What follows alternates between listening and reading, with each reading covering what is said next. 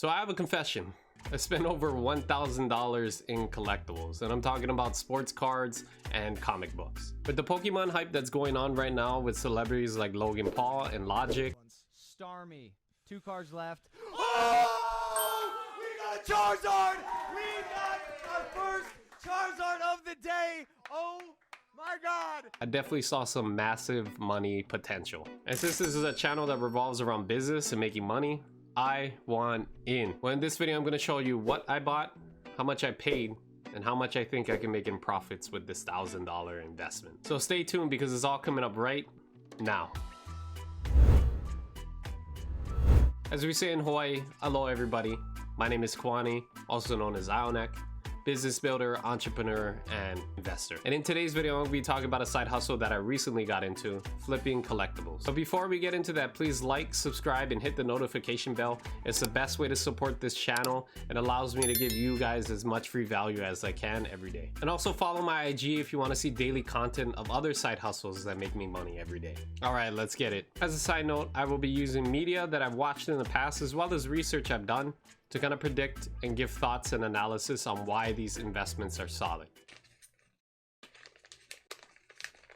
Okay, god damn it.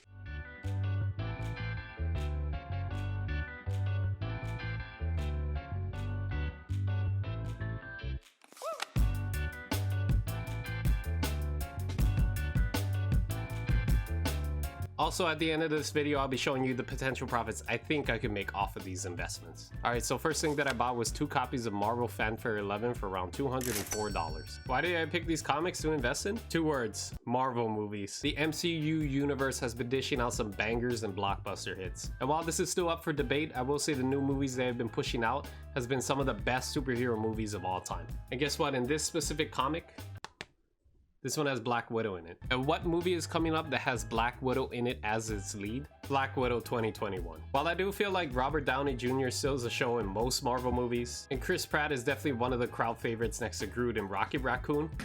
I am Groot. Hey, we're not looking at you funny. Scarlett Johansson has always been a solid actor playing Black Widow in the Marvel movies, in my opinion. And in this comic specifically, as one of Black Widow's main arch nemesis, Iron Maiden. And she will be played by Rachel Weisz, who is best known from I Remember the Mummy movies as a kid.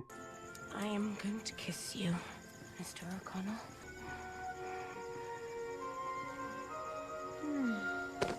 Apparently she was the Academy Award winner for the movie The Constant Gardener, and she was numerously nominated for many awards for the movie The Favorite. So that is definitely promising. My prediction is these comics will shoot up in value if the Black Widow movie becomes a success. These comics will shoot up in even more value if Rachel Weisz's character isn't killed off in the first 5 minutes. Alright, next thing I bought was Eternals #1 1985 for $183. Why did I pick this comic to invest in? Same reason, new Marvel movie. Some of its cast members that stick out to me the most that I'm most familiar with are Harry Styles from One Direction, Kumail Nanjiani, famous comedian, actor, and co-writer for the HBO series Silicon Valley, Richard Madden from Game of Thrones, Gemma Chan from Crazy Rich Asians, and Salma Hayek from Desperados, Wild Wild West, and Frida. However, the one I'm really betting my money on is Academy Award winner and Global Globe Award winner Angelina Jolie, who I remember best from the movies Mr. and Mrs. Smith, Tomb Raider, and Wanted. Also, in this particular comic of Eternals #1 1985, this is the first appearance of the superhero character called Phastos, and he will be played by Brian Tyree Henry, which I know best for playing as Miles Morales' father, Jefferson Davis,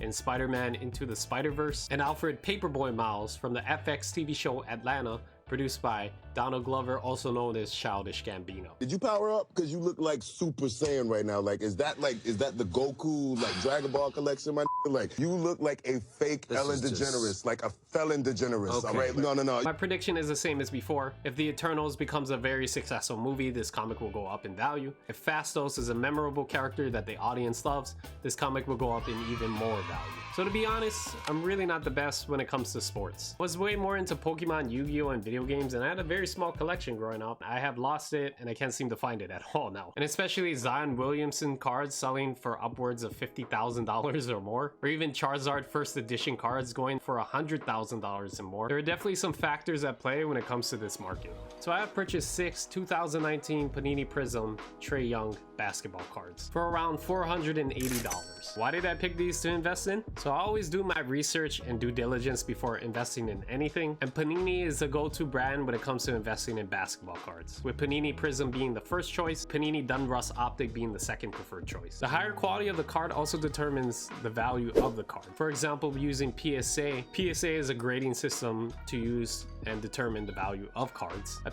PSA 10 is the most highest value card, while a PSA 1 is the least valued card. Also, rookie cards of a player tend to be the most valuable in terms of any card in any set in any year. The reasoning being they want the first appearance of a legend in the making before they even became a legend at all. For example, Bo Jackson's 1986 Topps Tiffany rookie card has been sold for at least $1,000 and up. Same applies for comics as well, like Action Comics #1 with the first appearance of Superman that sold online on eBay for $3.2 million. While I was originally thinking about investing in Luka Doncic cards because of his amazing track record in the NBA in such a small amount of time and being so young, these cards were way too expensive and my risk tolerance isn't that high. So I decided to invest in another rookie with tons of potential, Trae Young, because there was already tons of value and potential in him being a great basketball player all the way back in high school. He led his team to winning the 2015 area championship and was named Oklahoma's sophomore of the year, and in 2016 won the regional title, and his team was placed runner-up in the 2016 Oklahoma Class 6A championship game. He is the first and only player to lead the NCAA in points and assists, meaning he has broken and shattered records that have been set before, like for example scoring as much as 848 points in his freshman year, breaking an all-time Big 12 record that was set by none other than two-time NBA championship winner Kevin Durant. Now, if that doesn't speak metrics, I don't know what is. So what is my prediction of this investment? If Trae Young continues to play as solid as he has been in the past, maybe even win a championship or two, these cards will skyrocket. But if he doesn't win a championship and still becomes a major integral part of the NBA, I do feel like these things will be a good long-term flip. But at the end of the day, all these investments require some sort of risk. To help you guys out, I've compiled a bunch of tips to help you guys get a decent ROI or return on investment on any single market that you're trying to get into. Cards, football cards, hockey cards, comics, sneakers, and more. Those key factors are value, hype, scarcity, logical research, and faith and luck. Just like how Bugattis, Rolls Royces, Ferraris will always be worth more money than Toyotas or Nissans brand new because of its value or potential value it brings to the car market, the value of a particular player's contribution to the NBA in terms of points and assists, championships, breaking records, determines how valuable the player is. By the way, if you don't even know how value even works, I have a video that's helpful basically on that. It's the previous video that I made before, but it's definitely helpful if you're trying to get into some side business like comic book flipping, starting your own business in any market. The perfect example is obviously in basketball, Michael Jordan. He's won 6 NBA championships, is a 5-time MVP, a 6 times NBA Finals MVP, and Rookie of the Year in 1984 to 85. I mean, for God's sakes, the guy has played baseball for 1 year and has hung out with the Looney Tunes, so that has to say something about him. Oh, look out for that first step, Doc. It's a real Lulu. Bugs Bunny, you're a cartoon, you're not real. Not really. If I weren't real, could I do this?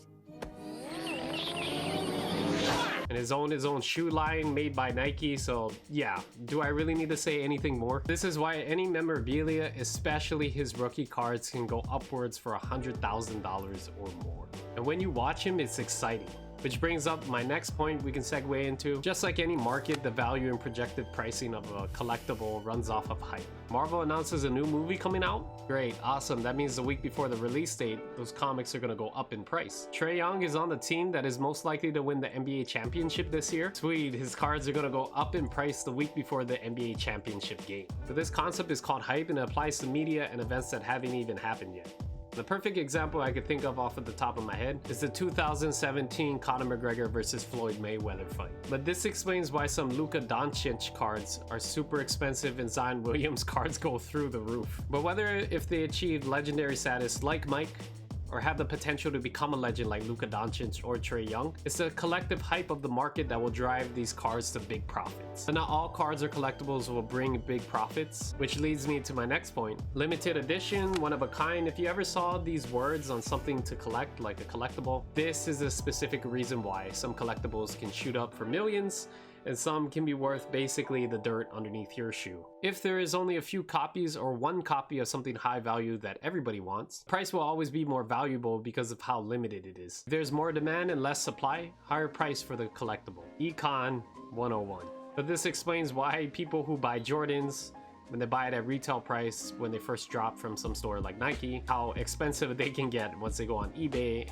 and other websites, and the ridiculous prices that they're asking for is because of that reason. But in order to figure out what to invest in, you must always make sure you always make sure to do your homework and do your due diligence before investing in anything. This can save you tons of headache, confusion on what to invest in, and most importantly, not lose out on your investment. Sure, it's easy to get caught up in the hype and buy whatever looks pretty or what looks shiny and like something you have sentimental value to, which is not a bad thing. But if you don't even know what you're investing in and why people spend money in the market, that is an incredibly bad problem. Because if you don't even know what you're investing in, I 100% guarantee you will get burned.